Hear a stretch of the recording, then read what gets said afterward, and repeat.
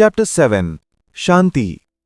एक व्यक्ति जितना अधिक शांत होता है, उसकी सफलता, उसका प्रभाव और भलाई के लिए उसकी शक्ति उतनी ही अधिक होती है।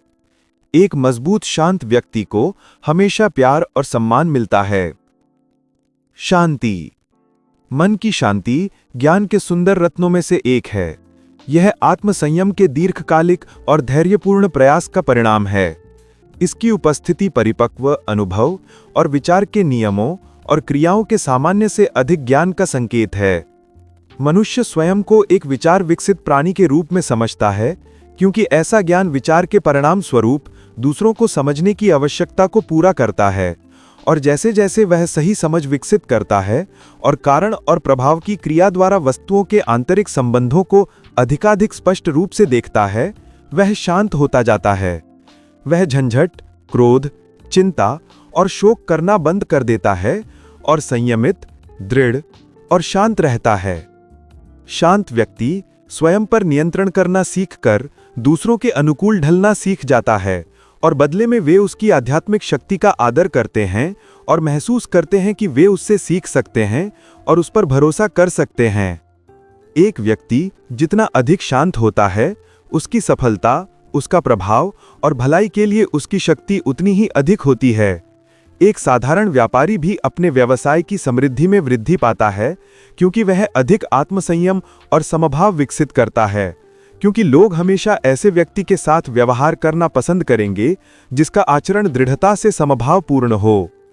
एक मजबूत शांत व्यक्ति को हमेशा प्यार और सम्मान दिया जाता है। वह प्यासी घाटी में छाया देने वाले पेड़ या तूफान में डूबती राखत के समान है। एक शांत हृदय, एक मधुर स्वभाव वाले, संतुलित जीवन जीने वाले व्यक्ति को कौन पसंद नहीं करता। इससे फर्क नहीं पड़ता कि चीन पर बारिश हो रही है या इन आशीर्वादों वाले लोगों में क्या बदलाव आते हैं, क्योंकि वे हमेशा मधुर, शांत और शांत रहते हैं। चरित्र की वह उत्कृष्ट मुद्रा जिसे हम शांति कहते हैं, संस्कृति का अंतिम पाठ है। यह संस्कृति का उत्कर्ष है। जीवन आत्मा का फल है। यह ज्ञान जितना अमूल्य है, सोने से भी अधिक वांछनीय है। हाँ, उत्तम सोने से भी अधिक। एक शांत जीवन की तुलना में केवल धन की चाहत कितनी तुच्छ लगती है।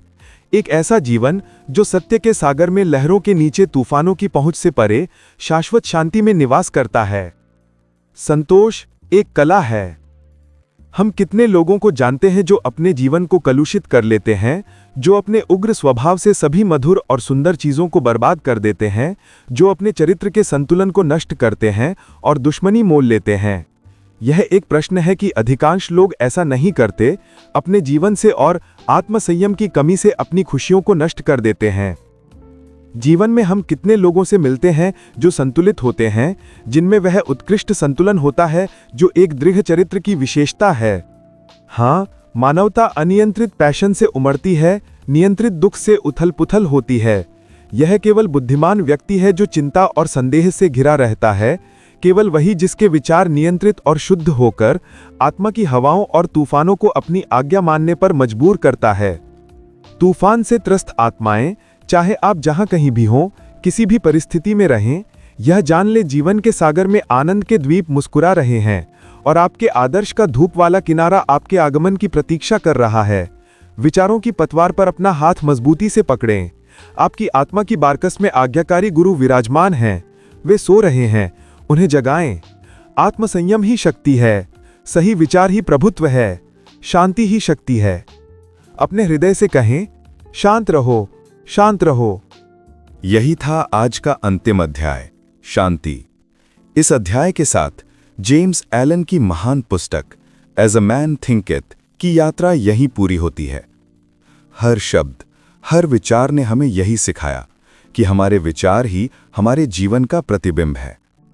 अगर मन शांत है तो जीवन अपने आप सुंदर हो जाता है।